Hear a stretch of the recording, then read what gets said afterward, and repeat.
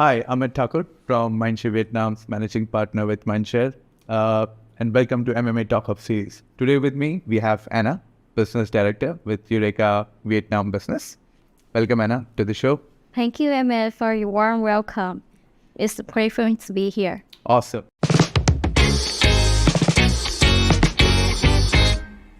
We were interacting just before we started this session and you were telling me about your journey, how you have come to Ureka and the whole programmatic, that evolution of digital industry and the advertising part, right? Why don't you share with us what your journey has been until now? Oh, of course, for sure. So it's been great fun to having a excitement, thrilling journey with Ureka for about 5 years. Before that, I was having around 3 years experience working in the marketing field, mostly focused on the trading electronic field. And after that, I have more than 2.5 years experience in MarTech, which is mostly focused on application in how to automation platform, something like that. Yeah. And it brings me all the way to the thrilling journey with Ureka for about 5 years. That can gathering all kind of knowledge that I learned so far about the data, about the platform, about the retail, everything just come into one with Ureka right now. Nice. You mentioned some very good keywords, MarTech and Programmatic, and how you use all of these, or how all of these can come together to actually benefit the brand or benefit the advertiser, right? So also the fact that at agency planning level, and now that I've been with Mindshare Vietnam for close to 5 years, what we have also been working on is how all of these tech, right, can come together from a media lens, from a creative lens, to make sure that the brands are visible to the right audience on the right platform, right? And one of the greatest evolution we feel in past few years that has been is the programmatic way of getting the brand messages served to our audiences, right? Unlike the times before that. And this programmatic evolution is fueled by how data is being used, right? And data more recently is becoming more and more segregated from macro data to micro data. So all of this is playing a very important role, right? And I'm sure at your journey, like you mentioned, each of these is something that you play around with every day. And what are your views, how programmatic has been evolving? I could say when it comes to the terms of programmatic, like it's not a new word, but not so many people that quite get the concept it is. So let's just start with the concept. What is the programmatic first? So I could say that programmatic is basically it's just a software that allowing people to automate purchasing, optimizing, and like buying through plenty of the placement and platform, so that you're giving you a chance of like controlling transparency, everything in your campaign, so that you can have the maximum ROI, or like the impact that you want to achieve in your campaigns. So when we come to the term of programmatic, I could say that is the field of data-driven for sure. There's no way we can get away with that. And programmatic itself is it still have a vast potential to grow in the recent year for sure. So I remember I read a report, and it have a number around 5 billion in worldwide US dollars for like ad spending in digital programmatically. So not mentioned in the Southeast Asia, it could come to 2.4 billion. So I think the trend is actually leading by the global agencies just like your Shares and the multinational company that try to bring the effort to give the control, to giving the transparency power to in terms of media buying activities. So I think that there's plenty of potential here to grow and up more coming. If we understand deeply how programmatic leveraging about the data, leveraging about the way that we captivating our audience in a better way, bringing them the beneficial for themselves. Interesting. And you shared some very interesting numbers there, and it definitely looks something that's been growing in past and has reached a significant size in terms of billions of dollars of business that we do globally and even in Vietnam, right? Yes. So coming closer to how Eureka actually operates and what are the solutions that you have housed under the Eureka set of solutions, how are they connected to Programmatic? And what kind of solutions can brands leverage to make their ads visible better to the right target audience? Oh, I see. When we talk about Eureka, there will be three main keywords that definitely show up. The first one is programmatic, the second one is data-driven, and the third one definitely the technology. So all the products that we're solving in Eureka must make sure that we can serving it programmatically for the global agency, small agency. We can have on the solution for them. Whether it is on the mobile marketing, in the web platform, or in the application platform, everything is programmatic. The second thing is that we have the collecting every kind of data that we could, so that we can offering a more in-depth database, so that our client can optimizing their campaigns in a more efficient way. And last but not least, but also we because the data come up with the technology, so that we can giving a solution for our client in terms of displaying ads where it is more suitable for them to enhancing the message to the client, which is similar to the concept of the retail media that I can mention later about that. Nice. So let's spend a little more time to understand this in depth, right? And so when you say that, while a lot of us may understand programmatic, having worked through it in last so many years, but for a lot of audience who will hear this and understand from you, right, of how programmatic actually works, are there different platforms that use programmatics, or all of the platforms that we advertise on digital can be leveraged through programmatic? And the second part is, are there specific formats or types of inventory like videos or display that can be done? So why don't you share more about that? Oh, I could say that in terms of programmatic, because there's plenty of placement, plenty of channel and platform that you can purchasing the ads. So by applying programmatic inside, the advertiser now can optimizing the campaigns, choosing what kind of creative that most efficient way that capture more of the attention of the audience on the mobile, or whether it is on another kind of device, the channel, the creative. And in the world of digital for now, every penny counts, right? Absolutely. So we don't want to spend the money into something that not quite effective. So by the programmatic platform, we have the pinpoint of data. So based on that, we captivating what is going good, what is going in the right way, what is not really effective. So from that way, we can decide again on the strategy that we are approaching our campaigns.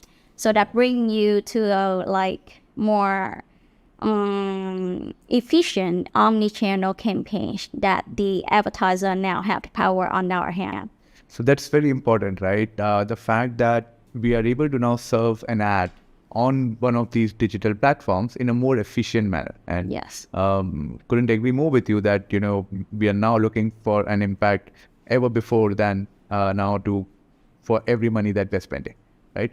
So programmatic helps us connect to audiences across different platforms in a more efficient way.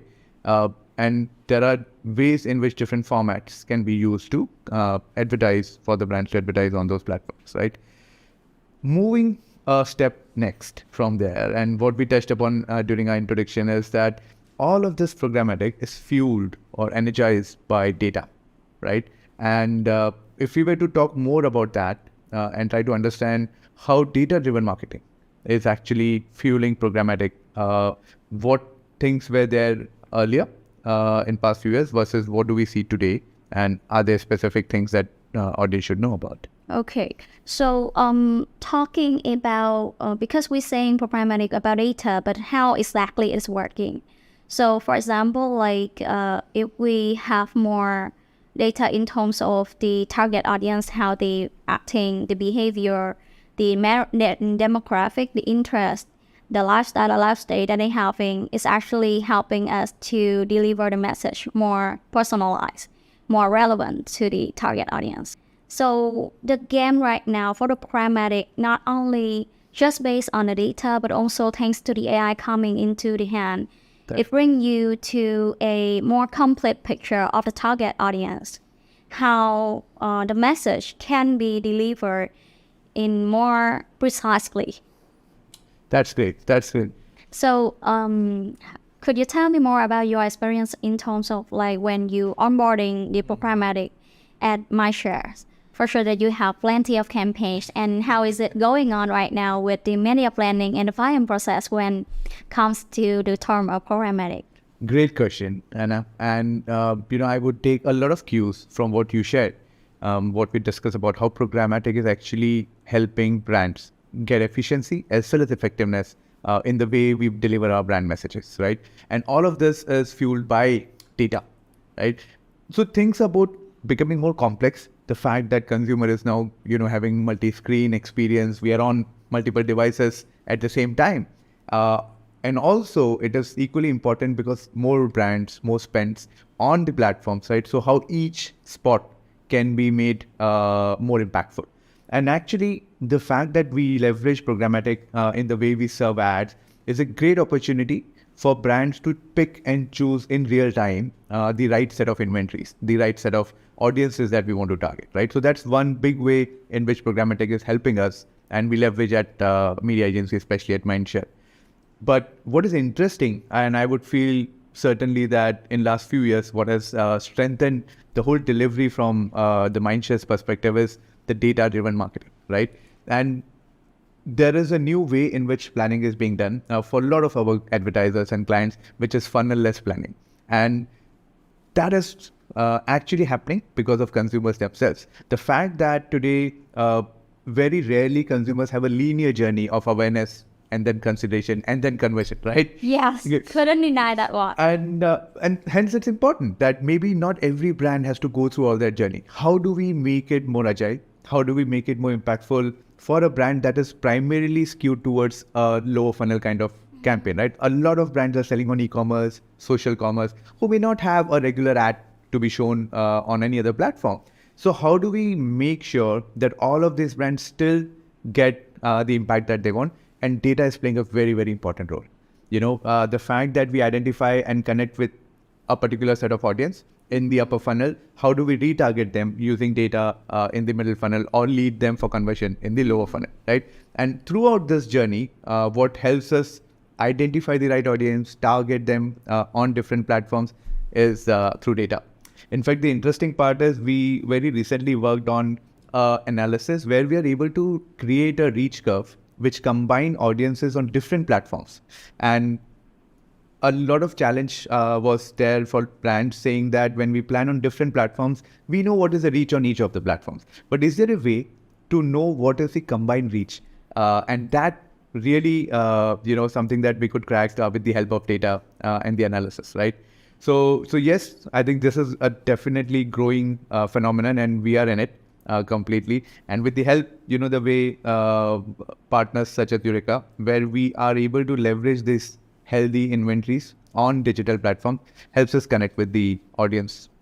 Yeah, so we are actually on it, and we, more than anybody, that understand that when it comes to the three concept, it's quite simple. But in fact, when have a chance of executing those campaigns is quite tough, right? True. Because it's not as easy as what we're seeing. Perfect. So the process of talking about the data, as you may see, because you talking about the e-commerce platform and multiple device that the audience using right now, it bring us to plenty of data. We are just swimming in a large set of data. And by that concept, I could say that the data itself right now can bring us to the bigger picture of the target audience. Correct. And by the bigger picture of the target audience, we need to analyzing tool because every tool have its own kind of beneficial, right? Correct. So what kind of tool that we're choosing, it's quite headache for me. Whether it's the same for you. It is, and that's why the truth actually lies in testing and learning. And because in a dynamic environment that we live today, there is something that is coming new every few weeks or every few months, right? Whether it's a new platform, whether it's a new format on platform, whether it's a new capability such as programmatic, where we can serve and connect with audiences, right? And each of this requires fair amount of investment and testing to see what works and what doesn't. So the key with Mindshare has always been continuous learning through this test and learn approach, where we set and understand what are the benefits of certain new tools or technology, and then we scale it up, right? And things that did not work, we work further, either with the partner or internally to see what can be improved. Okay, for sure.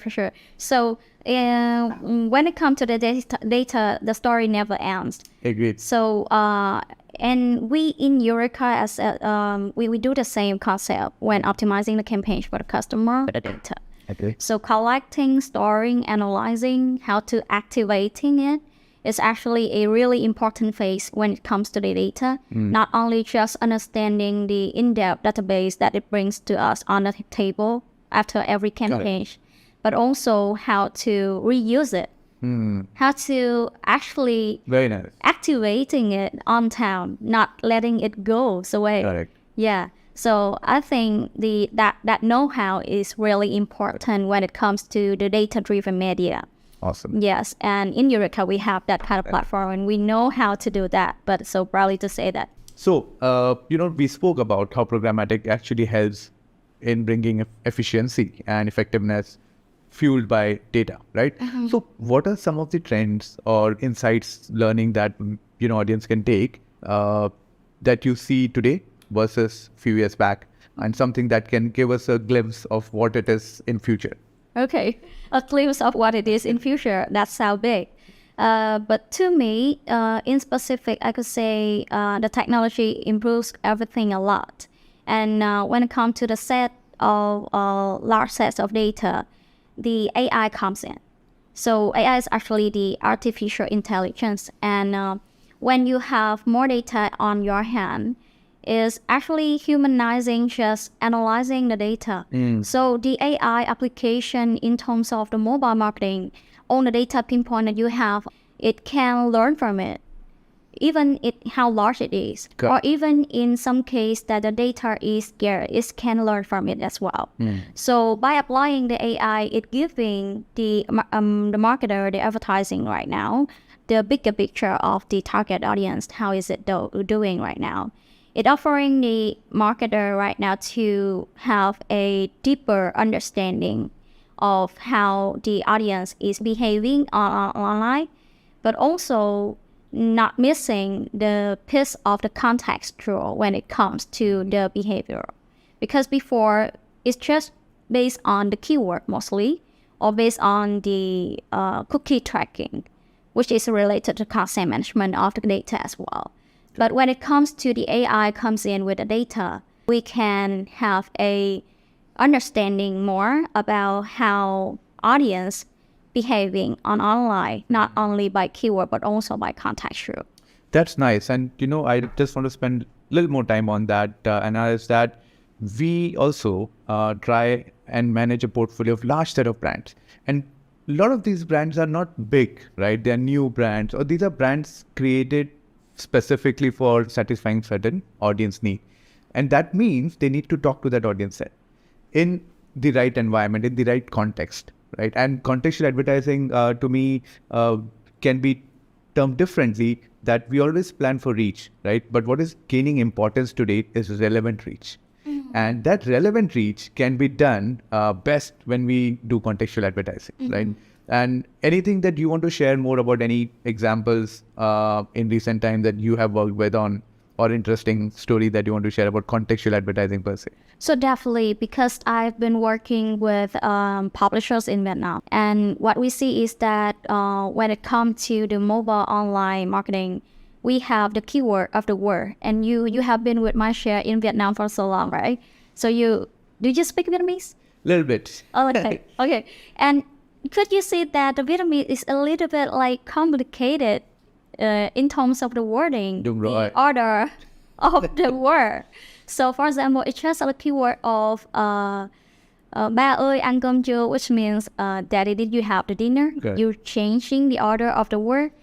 Ba chưa ăn cơm, it means I haven't had a dinner. And so it's actually showing that in Vietnamese culture and in Vietnamese itself, the contextual plays an important, not only by the content on the online, you have the article that you're reading, but whether the article bring you the positive or the negative emotional, that's something you cannot decide just based on the keyword. Correct.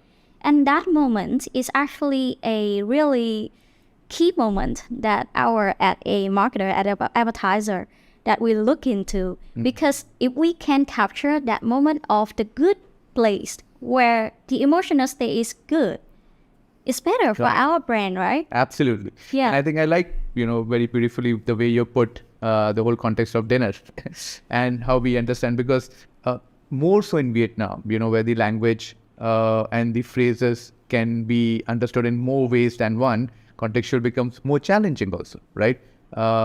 Perfect. So on that note, I want to take the discussion forward, moving from having understood how programmatic plays a role in the entire digital online world.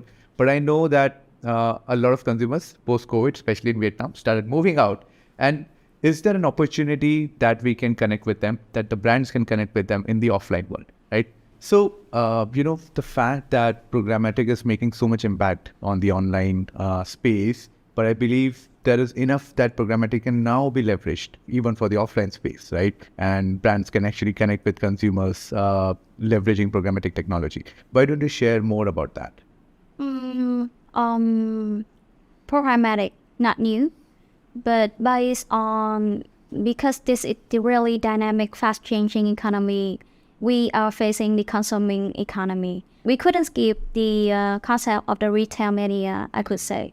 So when the brands come in with a lot of platform, comes in with a lot of product, it brings us to how to deliver it more efficient way to the customer. So it comes to the retail media network right now that developing really fast. You can see that many retail stores growing day by day for now, because it is the fast consuming Space. economy. Yeah. So we just catch it up. Nice. And I think one trend that I've also observed, now that I've been here for a few years, is the growth in the whole modern trade space. There are new players who are opening up supermarkets. There are players who are giving experience to consumers. And I think a part of that experience also means how brand can interact at the retail space, right? And I think that's what you're talking about, of how programmatic can actually help in the retail media network, right?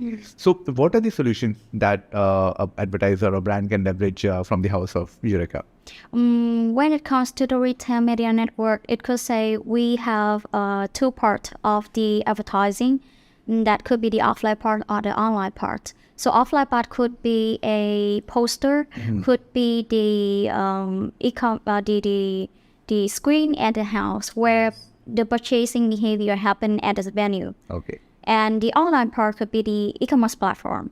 And at Eureka, we can offering both solution for the offline and the online, whether it is the online part of the e-commerce platform or advertising the online. But also, we're not missing the part of the offline, because in the offline, where people decided whether to choose this or not, it is actually the moment of spending the money.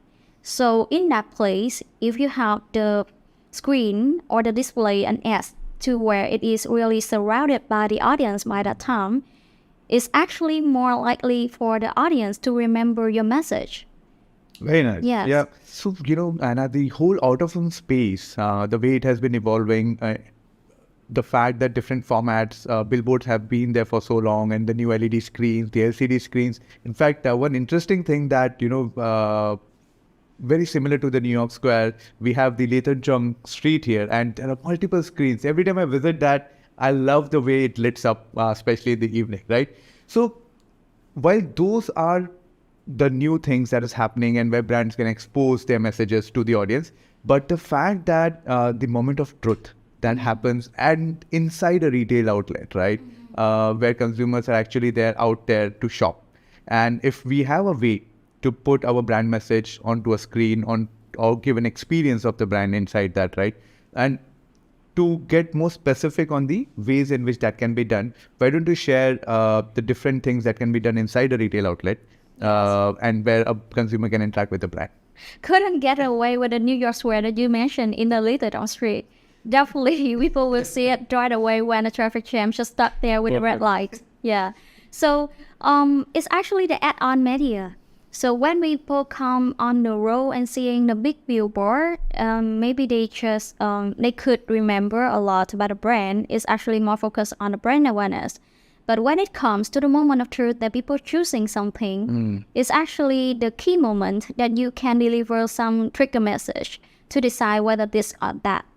And inside the retail media, it's a place that not only you can influence one individual decision. Correct. It actually can influence a group of people, the law of association. So people usually come to the venue with their friends, their relative, and also in a good state of the moment. And that where you can touch in a group of people, not only one person. Nice. So that's actually some of the power when we come to the retail vendor.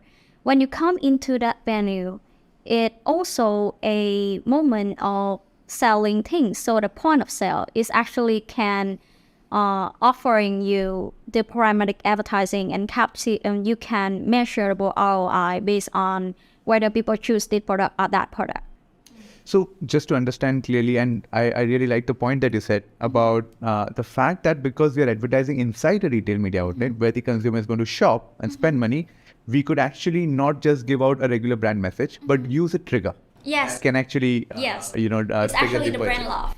That's very nice thought, and building onto that, does that mean the way programmatic can help is to be agile in giving different formats, different ads onto the same screen, depending on, the period or the day, can I give different offers? Is that possible, something that we can do? Yes, obviously. So when you come to the retail, it's actually a place that really suitable for the product like food or beverage or FMCG. And people usually choosing it like based on the moment that how they feel about that kind of product. So if they come to the place and you giving them the dynamic creative, for example, like I wish you have a good day. Do you feel enjoying today? Or like you giving some kind of message that can trigger the emotion, the good vibe that they're having with their friends. So once that happens, the purchasing behavior right now not only just about the function that the product given, but also it engaging the emotion of the audience when they using that kind of product or buying that kind of product inside a banner. Nice. That bring up a lot in terms of like you can have now in your hand the way of playing around of the creative, the dynamic option of the format. And hence, is it the only retail media outlet like a modern trade format, supermarket that we can leverage? Or are there more opportunities for the brand besides just a supermarket that we can advertise on?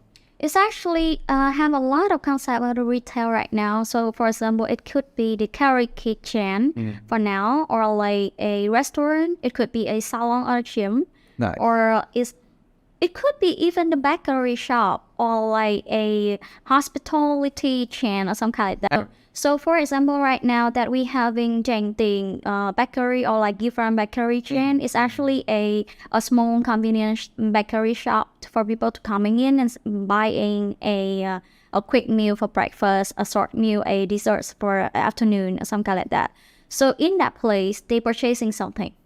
And by that one, it's actually come to the collaboration of the brands, the other brands, other category to come in, do the advertising, but also combination of for the beneficial of the audience. Correct. And this actually connects back to the point that we discussed during our session some time back about contextuality. Yes. Right? And how the right context of being in a salon, being at, a hospitality place or even a clinic or a medical place, right? Yes. And how an ad can be more specific in that context, and the message can be more specific in that context where the audience is at, right?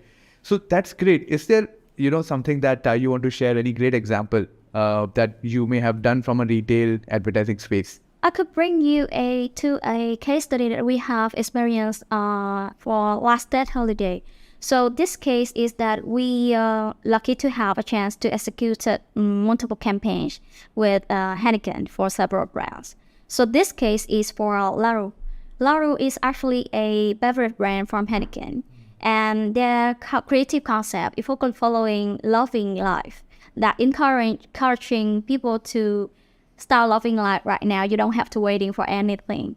So by that campaign, I could say that Laru is actually the winner in terms of like the brand chameleon, which means like the brand is really successful in terms of blending the brand appeal with the local flavor. So what we found out during that campaign is that they focusing on the Mekong Delta people, that where people really love singing. So by that insight, we spreading that message, loving life, we encourage the audience to singing. You know how that holiday in Vietnam, right? True. So instead of like singing in your house, singing and the voice, the noise, and everything could be annoying your neighborhood, so that you can come to the karaoke one, you can enjoy the singing with your relative, with your friends, but not annoying anybody. And also by that one, they really enjoy the singing. So that enjoy singing is actually enjoying the life that they're having, the key message that the Laru is spreading. So we programmatically deliver that message through our thousands of karaoke screen. And right there is targeting into the southwest of Vietnam, Mekong Delta. And I could say that during that campaign, we have Nelson comes in a way, and it's really rewarding for our team when we found out that after the campaign, there could be around 79% of the audience is natively remember the message of loving life. Nice. You don't have to wait to loving life. And more than 71% that people saying that they want to purchasing that Laru at a time when they enjoy that moment. You know, having beer in Vietnam is definitely loving your life. I can take it. Okay, great. In fact, Anna, you know, what we just discussed about how retail space can be used to communicate message to the brand, we completely align with that. And as a matter of fact, that Group M is building this capability of programmatic out of home also.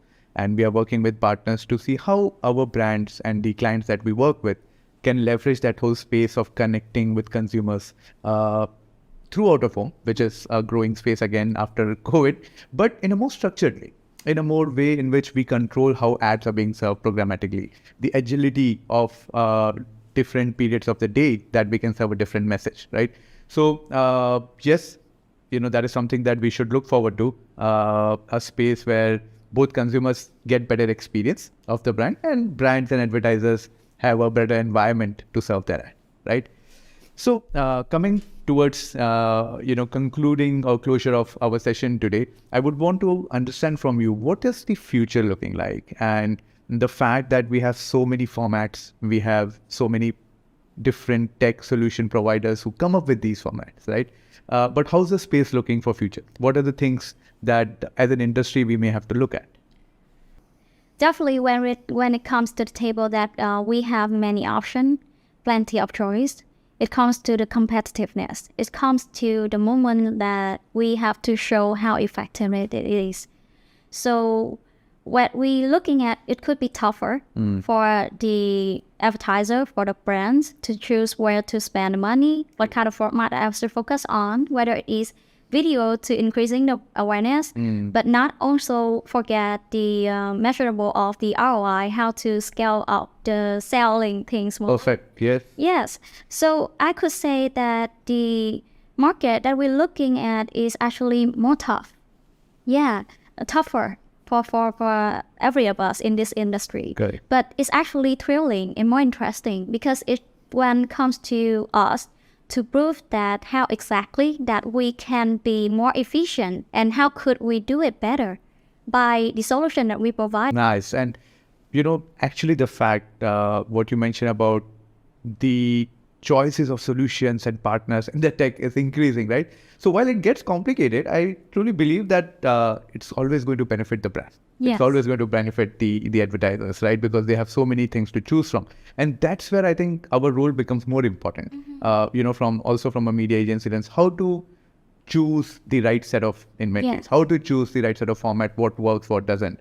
And the most important part, I feel, and that is something being discussed in Vietnam lately, is the fact that because we are increasing relevant reach, and that comes through contextual advertising, but the contextual advertising depends a lot on the environment in which the brand message comes, right? And how do we as an industry create a brand safe environment? Yes. How do we put measures in place that will help brand message deliver in the right space is something that maybe we could work on. And we definitely need the right partnership with the tech solution provider, the media agencies and the measurement industry to work together, right? And the brands can make benefit from that.